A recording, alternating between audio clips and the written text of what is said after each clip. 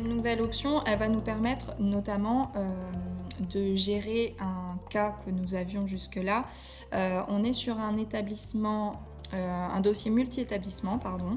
Donc j'ai un siège social et j'ai un établissement secondaire.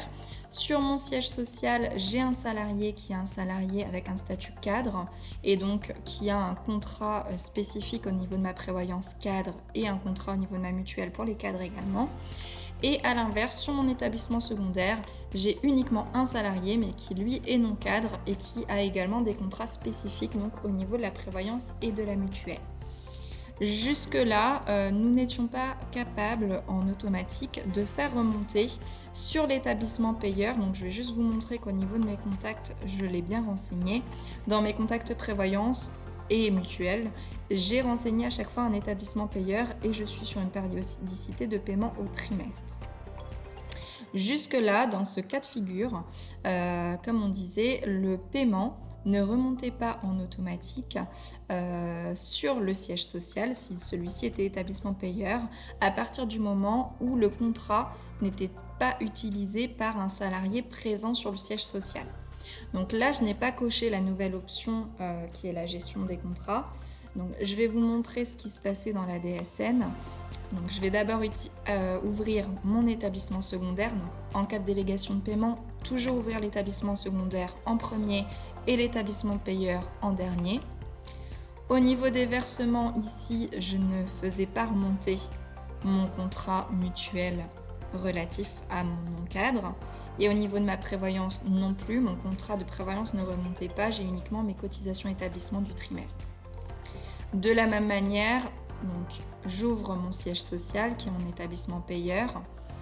Je l'actualise suite à l'ouverture de ma DSN précédente afin de remonter le paiement de l'établissement secondaire dans mon établissement payeur. Mais là, je peux voir par exemple pour la partie assurance que je remonte uniquement le contrat cadre et pas mon contrat non cadre. Donc ça, c'était avant la gestion de la nouvelle option. Maintenant, sur mes établissements, comme le précise l'AKB, dans l'onglet DSN, je vais cocher gérer les contrats sociaux. Sur chaque établissement, je vais le cocher. Une fois que c'est coché, j'ai bien la liste de mes contacts. Dans mon cas, je n'ai pas coché de contacts sociaux à exclure, mais comme on le disait précédemment, c'est important de faire le tri afin de ne pas faire remonter des contrats inutilement dans votre DSN. Je vais donc retransmettre ma DSN et l'actualiser donc avec cette nouvelle option afin de vous montrer donc ce qui va se passer dorénavant. Donc, mon établissement secondaire, je vais pouvoir l'actualiser. Et on va pouvoir voir qu'au niveau de l'onglet versement, j'ai bien mon contrat d'assurance notamment qui apparaît avec le fait qu'en mode de paiement, je suis en versement réalisé par un autre établissement. On va le voir tout de suite dans le siège social. Donc j'ouvre mon siège social et je l'actualise suite à l'ouverture de mon établissement secondaire. Et dans l'onglet versement, je peux voir qu'au niveau de mon assurance, le montant a changé et je remonte bien le contrat cadre et le contrat non cadre. Donc cette nouvelle option permet notamment, comme on l'a vu, de gérer ce cas de figure. Pareil pour les contrats de prévoyance, j'ai ma prév cadre et ma prév non cadre. Ça va me permettre également de gérer un nouveau cas qui ne remontait pas non plus en automatique. Le cas où j'ai des salariés présents sur mes établissements en janvier. Donc on a vu que j'avais un paiement au trimestre concernant ma prévoyance et mon assurance, pas pour mon arco par contre, qui est en mensuel. Donc si je transmets ma DSN de janvier, donc ici les informations vont bien remonter. Par contre, j'avais un problème si sur le mois de mars, je me retrouvais avec des établissements qui n'ont plus de salariés. Et je suis donc dans le cas où je dois faire une DSN sans individu. Dans ces cas-là, pour les paiements au trimestre, les informations des mois précédents ne remontaient pas. Donc on va le voir tout de suite ici. Donc là, j'ai pas de délégation de paiement ce mois-ci, comme je ne suis pas sur une DSN au trimestre, donc peu importe pour l'ouverture, l'ordre de l'ouverture de mes DSN. Donc je vais juste les ouvrir pour bien faire remonter les informations.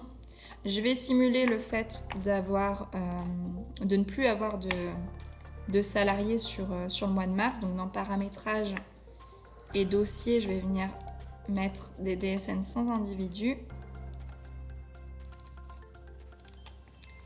Et donc ensuite, je vais faire une nouvelle déclaration pour le mois de mars 2021.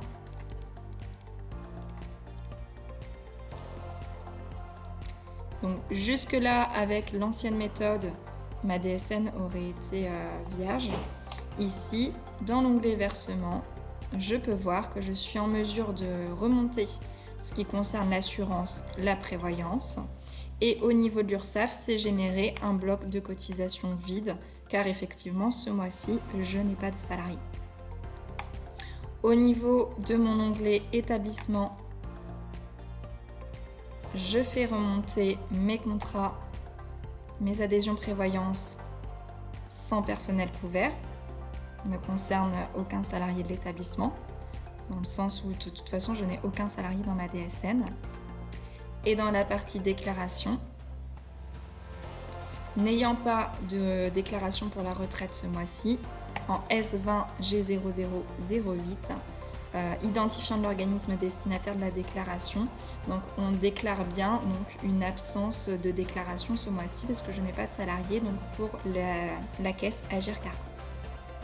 Voilà concernant cette nouvelle option qui nous permet donc de gérer les cas en automatique pour les versements de la DSN donc qui vont remonter désormais tout seuls.